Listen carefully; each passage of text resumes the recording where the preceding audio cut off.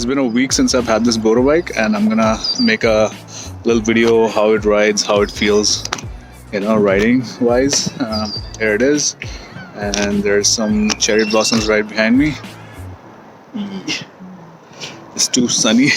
Should have brought my shades, but anyways, so I'm gonna give you a full review. I'll be back to this point where I'm gonna review the whole thing, and yeah, hopefully all you guys are doing good. And let me know if you guys are planning to buy a motorcycle in this time, or what kind of motorbike, what is your dream bike kind of thing.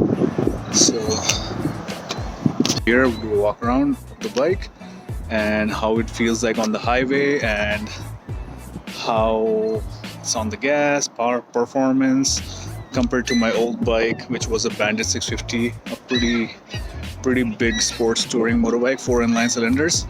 I do miss the 4 inline cylinder sound, but it does have but this bike also has a nice it does it does bubble up a little bit and backfires, so I like that about the bike. And there are some really cool things that comes with the bike. So yeah, I'm gonna let you know how it feels like. Well, I just warmed up the bike, and I'll come back and do a review.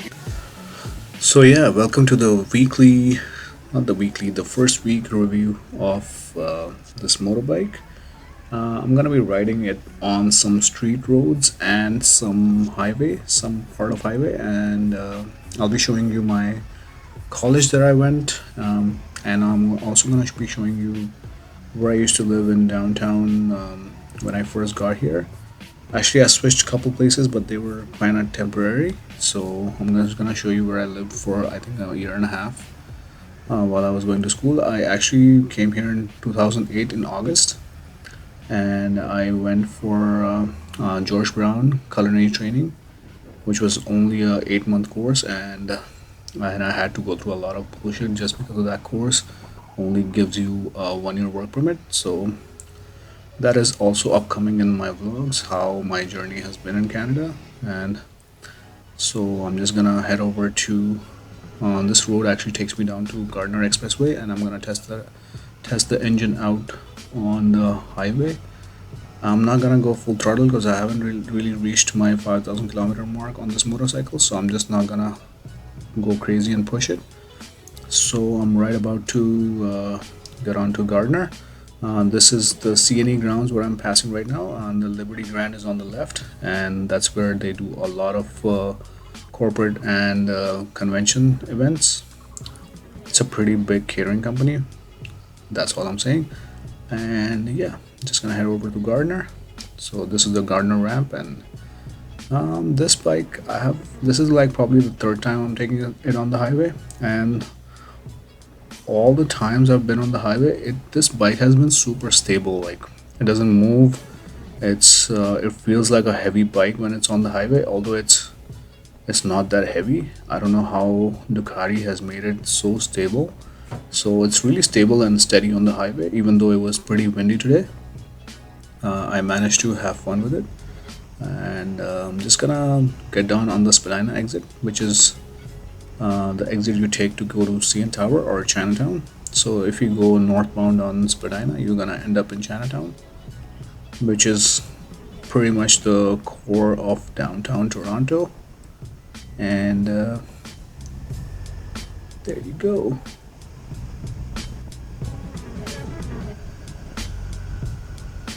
Nice and easy. Yeah, just gonna decelerate because you're supposed to slow down when you enter the normal city streets. So yeah, I'm just gonna head north on Spadina slowly. Just ride safe, guys, don't fuck around. I mean, you can go to track for it, but I try to keep it super safe on the roads because I've gotten into like a couple accidents in Toronto, which is a long story. I'm gonna let you know later on how I dealt with them, and both not at fault accidents. And yeah, just going over. It's a nice day out today, very sunny. It's still a little chilly, but I'm geared up and everything. I have my gloves on, my boots on, so I'm okay. But I could have put on another layer on top, That would have been awesome. But anyways, yeah. So there's CN Tower on my right at this point, but I can't show you because my mount is on my chest today, so can't really move it around. This is the King Street. This is where actually Hardik works, where aka the Logical Bakwas. He works. If you go right from here, he works in one of those buildings. So this is Adelaide Street. It's a one-way street, so I can go in all lanes. And so Canada has two seasons. One is winter, and the other is construction. They basically make fun of Canada when it's summertime. They do a ton of construction. A lot of roads are blocked, but because of the whole quarantine thing, a lot of businesses are closed and a lot of traffic is not there on the road. So, and I think a lot of construction is also not happening. Only the essential construction is being done right now. So I'm just passing Church Street. There is St. James Church on my right, and there is a hostel right opposite St. James Church where I used to live. I lived for I think 4 days there because it's right like it's 2 minutes walking distance from George Brown. So for my orientation, we stayed there. So I'm about to reach George Brown in about 3 seconds. So this is Jarvis, crossing Jarvis Street, going eastbound on Adelaide. So most of the directions here are given by east, south, west, north kind of thing. So this is on my right is the George Brown main building, the King Street one. On the left side, there is a old post office and a George Brown Culinary, the chef house or chef school or hospitality building. So it's pretty much right in the heart of downtown. There's a lot of things to do around and lots of jobs and people who are looking for part-time jobs. There's tons of jobs around. So and George Brown has a pretty good network in the industry as well. So you get connected with a lot of prospective um, what do you call it, employers. I'm just pointing at this Queen. It's called the Moss Park discount, which is a Afghani. There's an Afghani guy that owns the store, and he also speaks Hindi, and he knows a little. He watches a lot of Bollywood movies. So if you go up to him and speak in Hindi, he'll understand. So I'm just gonna take you to my old place where I used to live. So it was about 10 minutes walking distance from George Brown, and we had a lot of fun here. Like there is a Salvation Army homeless shelter here. So you're gonna see a lot of characters here, a lot of crazy things happening, lots of cops coming in and out. So, but if you mind your own business, like they don't bug you or anything. This is our dollar store where we bought all our stuff for home, like curtains, all that bullshit stuff, like chart paper, a lot of random things that we bought. So this is where I used to live. It's called 191 Sherburne Street. That was my first house in Canada, and we three of us were living here in a one bedroom apartment. So two of them were in the living room, and I got to keep the bedroom, which was pretty sweet deal. And I knew them from back home, so it was pretty good. Like we had fun, we had the similar interests. So yeah, you guys can, if you guys are planning to come to Canada, and you guys should get connected with people who are actually joining the same course or same kind of college, and you guys can, get a house together instead of living in a like living with 8 9 people. You can get like 2 3 like-minded people, because living with different people, a lot of people don't get along. You have to really make up your mind if you want to stay with somebody. So yeah, just do some research, ask people out, and like it's not that hard. Like right now, you guys have so many apps and everything to connect with people. So when I came in my time, and when I came here, it was not like that. And I think the first iPhone just came out like a year after I came here. So you can imagine like how things were different. And just going back to the time, I only had like a $5 a day budget to spend. So going from there to riding a Ducati on the same street where I used to be super broke, and we were hustling for money, and we had no idea what the future is gonna hold for us. Actually, didn't care about the scope of anything like career wise. Like I just went with the flow, and just like a lot of my friends did, who came with me, and they're all doing really well. I'm really happy for them. Most of them have kids now and have bought houses, and like they've moved on, and a lot of things have happened in the whole Oh time. yeah, so I just finished the ride, and when I got to that spot, it was quite busy, so I decided to come back to my backyard just to do the review. And this is a walk around the bike, how it looks. It actually looks really good. It's a great head turner. Like you see a lot of people waving at you, a lot of people asking questions what kind of bike it is. Especially in North America, a lot of people actually have no idea about motorbikes and stuff, and since it's a very seasonal sport, I would say, so people don't know about it. And it looks like a cool, I would say, sort of like a classic motorcycle, so people always have questions, but it's actually quite modern because of it's fuel injected first. And if you look at that, so that's how the odometer looks like, and the tank is quite small actually as compared to my old bike. And since it's what do you call it, it's a twin cylinder, L-shaped perpendicular twin, it does have a different sound, so I'm just gonna give you a sound test now.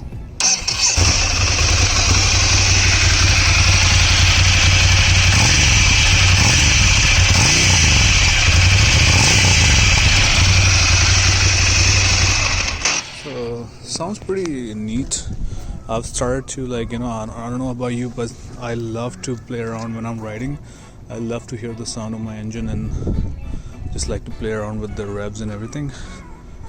So yeah, we just put this ohm on it. My wife actually put this because of it brings good luck. I'm gonna take it off once I take it for a next wash. It's kind of getting dirty too. So overall, it's a great city bike, and it's cheap on insurance, cheap on gas, and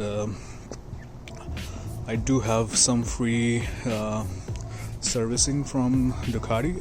Overall, the cost of this bike was about 15k, everything, taxes and everything in, and then for the paperwork I had to pay another 125 bucks just to get it registered under my name.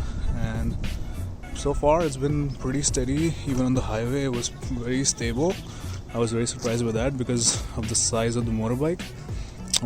I thought कि ये ना बहुत हल्की फुल्की bike होगी and it'll be just all over the place. So pretty good bike, I would say, for the price. And since it's a Ducati, usually Ducatis go for like 20-30k plus, and this is an affordable one and nice. And I always wanted to get this, but I was looking into more cheaper options, but finally I was like, since it's quarantine and a lot of things are happening in my life and kind of thing, and you never know, so I just went for it and ended up buying this.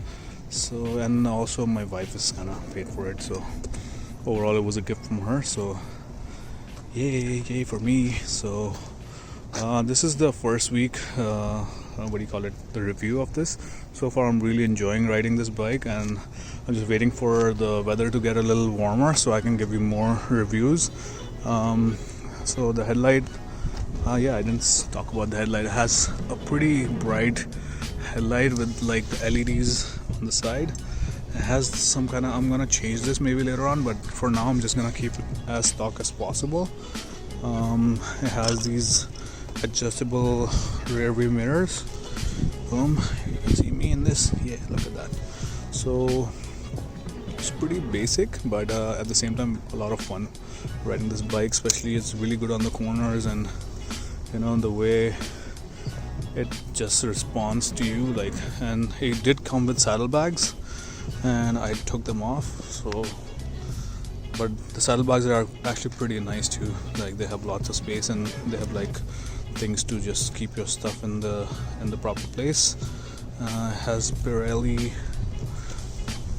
or Roselli, I don't know, some kind of Pirelli tires stock. And yeah, same thing, but they are made in China according to my mechanic, and he was like, yeah, it's made in China, COVID aa jayega isse, something he said. So pretty neat. Also all blacked out, and some people I've seen, Some people play around with this and like turn it into a different color, but I'm just gonna keep it as stock as possible, and I really like it this way. And yeah, that's about it, guys. That was first week of this bike, and I'll post more rides. And once the weather gets a little warmer, I'm gonna be taking this out with some of my friends. We ride together, and we'll see how everybody feels about this. I'm gonna show you guys the what do you call it, the riding culture in Toronto. And there's a lot of motorcycle groups, and there's a lot of what do you call it, there's like on Wednesdays, on first Wednesday of every month, they have this thing called motor social, and people, they just go and like meet up, drink coffee, and like socialize and kind of thing. And usually on Thursdays, every Thursday night, there's a thing called LNL, Leslie and Lakeshore in Toronto, where a lot of bikers come and like they talk about it. I just went there and I saw maybe like 4 cruisers, so I kind of just took off. But other than that, there's a lot of things that happen here, and a lot of group rides. Now I kind of avoid group rides because before it was fun when I started riding motorbikes here, but now it's kind of like you get stuck in traffic, and then it's just too much to, keep up with the group and all that stuff. So I kind of enjoy riding solo right now, and I'll be making, I go with shorter groups, smaller size groups, which is more funny as you don't lose people on the red lights, or like on the back roads and stuff. So that's it, guys. Hopefully you enjoyed the video, and share this video and subscribe to my channel for more such content. And I'll be posting more cooking videos soon, so stay in touch. And I'm also going on a like a diet kind of thing, so trying to lose some weight, trying to get fit in this whole isolation period. So let me know what you guys are up to, and keep watching. Thank you. Here's some cinematics for you. Boom. So I'm back. अब अपन जाके footage edit करूँगा मैं बैठ के. Hopefully nobody gets on from the second floor. Okay, somebody's coming. With Haberto. मेरे को देख के डर गया. उसको लगा मुझे करना है. So yeah, so I just finished writing, and then it was a great day, man. It was nice and sunny out, but it's still a little cold. So I'm waiting for nice and warmer weather. Right now they have done like a 2 people limit on the elevators. So yeah, I'm a little chilly right now, but I'm okay. So always gear up for your bike. Always wear gear, guys. Don't ride without proper gear. I always advise that. And ride safe. Life is short, but like, don't make it any more short than it is. Have fun. It's not worth it doing stunts and stuff. So back home now, and today I took like a time off. Told my wife I'm gonna go out riding by myself. So let's see what she's up to. And now I'm gonna cook some food and chill out and watch some Netflix. And my wife is watching Money Heist again, so hopefully I get to catch up on things that I missed last night. So let me know what shows you're watching or whatever you're up to. Hello, are you home? She's home by herself. Hello, how are you? You wanna be in my vlog? Lazy bums sitting at home. So that was it. I just got back and probably feels so good.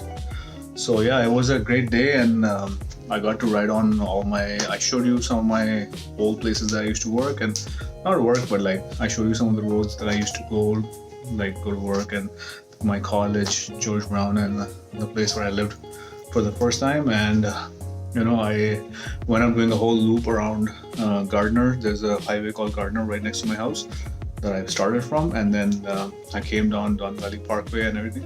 So it was a mix of highway and the street driving. So overall, it's a great bike. Cheap on gas, great on power, and great on insurance actually, as compared to, because in Ontario they calculate insurance based on how many accidents these bikes are getting into, or like how many times these bikes get stolen. So insurance does like a statistical, they take that statistics into consideration before they give you a quote. And also it depends on what kind of license you hold, and how many years you've been riding, what kind of experience you have, and how many claims you have had at fault on your motorbike. So there's too many factors that they take it in when you're buying a motorcycle or when you're insuring a motorcycle. So overall, I would say for the first time riders, it would be around $250 to $300 based on what kind of motorcycle. I would say for a 300cc. But it all depends on who's your agent and who's your insurance company, like Desjardins and all these like cooperators. They don't really insure sports bikes, so TD and different, I would say Intact and all these companies, they do. And but it all depends on your experience and everything. So yeah, if you're trying to come here and trying to buy a motorbike, I'll be posting more valuable information in my further vlogs. And that's about it for now, guys. Hopefully you guys are staying healthy, and I'm almost about to go on a diet, so my next couple vlogs or next few vlogs will be about healthy eating and how to stay healthy, and how to lose weight, and how to boost your immunity and everything. So I'm kind of getting into that, and I was kind of cooking a lot of junk and like cooking a lot of breads and stuff, which is great to eat. I love eating them. But at the same time, you have to be mindful about what you put in your body, and like what comes, what are the outcomes of eating that way. And I've also started a morning routine where as soon as I get up, I do certain things, and I'll share with you with those information later on in my future vlogs. So if you haven't subscribed to my channel now, like subscribe to my channel, share this video, and if you like riding motorbikes, let me know what kind of bikes you guys are riding, and what is your dream bike. Like mine was Hayabusa, but I can afford it, but I can't afford the insurance on it because it was like almost $500 per month for me, who's been riding for almost 6-7 years in Canada. So it's just too much to deal with. So that's about it, guys. Have fun, and drop a comment below and let me know how you guys are enjoying my videos. And please subscribe to my channel. It's free and it doesn't hurt you in any ways. Thank you.